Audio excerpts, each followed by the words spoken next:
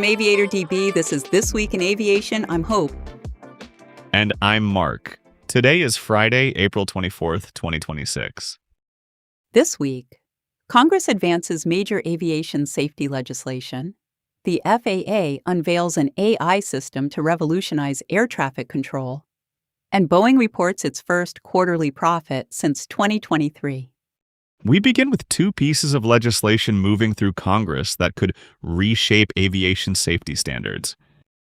The Senate Commerce Committee unanimously advanced the Mental Health in Aviation Act on April 14th, allocating $15 million to update FAA regulations for pilot and controller mental health.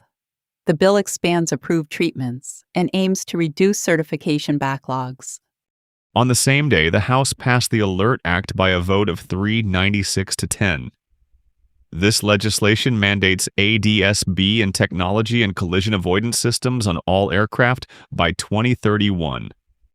The Alert Act directly addresses NTSB recommendations following last year's DCA mid-air collision. Both bills now await full Senate consideration and conference reconciliation. The Mental Health Act represents a significant shift in how the FAA approaches psychological fitness. Current regulations often discourage pilots from seeking treatment due to certification concerns. The bipartisan support for both measures reflects growing consensus that modernizing safety standards requires addressing both technological gaps and human factors. Implementation timelines remain ambitious. The FAA would need to revise medical certification protocols while simultaneously managing the technical requirements for universal ADS-B adoption. The cost implications for general aviation and regional operators installing ADS-B equipment could be substantial, though proponents argue the collision prevention benefits justify the expense. Next, the FAA is developing an artificial intelligence system that could fundamentally change how air traffic is managed. The Strategic Management of Airspace Resources and Trajectory System, or SMART, uses machine learning to predict traffic conflicts hours to months in advance. The system analyzes weather patterns and traffic data for 55,000 daily IFR flights. Palantir and Thales are competing for the contract, with deployment targeted for late 2026. The project is part of next-gen modernization efforts backed by $12.5 billion in funding. SMART represents a shift from reactive to proactive traffic management. Rather than controllers responding to developing conflicts, the system would identify potential issues before they materialize. The technology could reduce delays and improve predictability across the national airspace system. But questions remain about the reliability of AI forecasts in complex airspace scenarios. Human override capabilities will be critical. No fully automated system can account for every variable in aviation operations. Privacy and security implications also need addressing. Advanced traffic analytics generate sensitive operational data that requires protection. The timeline for full deployment faces both technical and funding hurdles, despite the next-gen backing. Boeing reported first quarter results showing progress in recovery. The aerospace giant narrowed its loss to $7 million while delivering 143 commercial aircraft. Revenue reached $22.2 billion. Exceeding analyst estimates.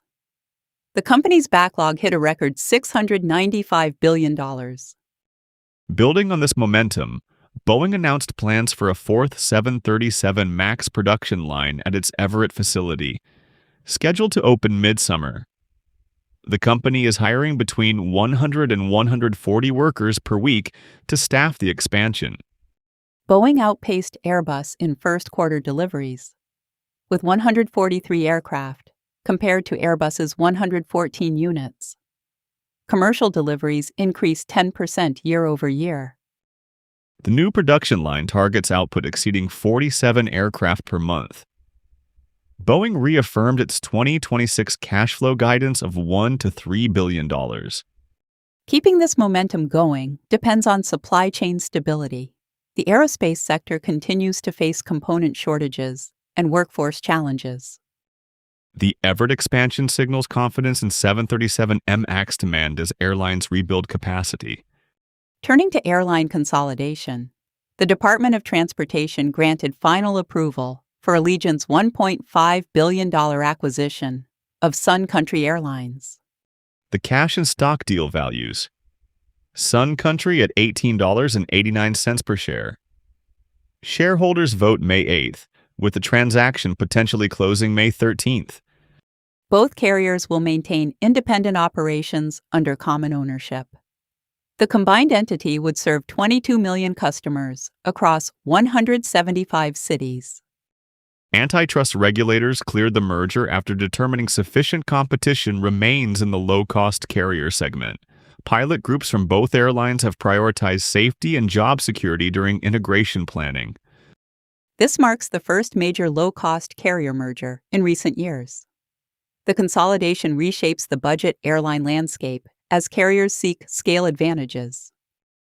Integration challenges include harmonizing safety certificates and fleet operations between two distinct operational cultures. It's a good fit since both airlines serve similar vacation markets with routes that complement each other.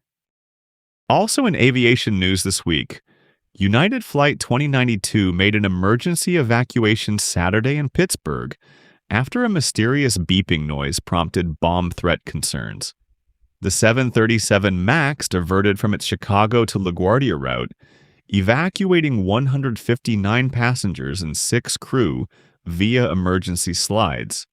The FBI confirmed no explosives were found, and the threat was unfounded.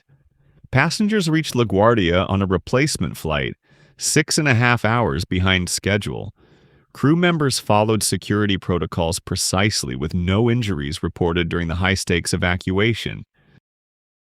The FAA extended flight caps at Newark Liberty International through October 2025, limiting hourly operations to between 24 and 34 movements.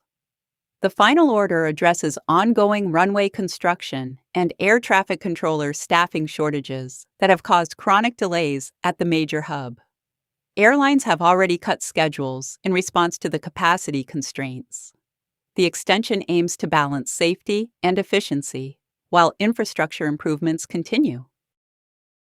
A UPS Boeing 767 executed a go-around at 450 feet on April 14th at Louisville's cargo hub after a LabCorp aircraft entered the runway without clearance. The FAA confirmed no contact occurred and separation was maintained throughout the incident. The near miss highlights runway incursion risk during high-volume overnight freight operations at Louisville International, which handles significant UPS traffic. The incident comes amid continued scrutiny following a fatal UPS MD-11 crash at the same airport in November 2025.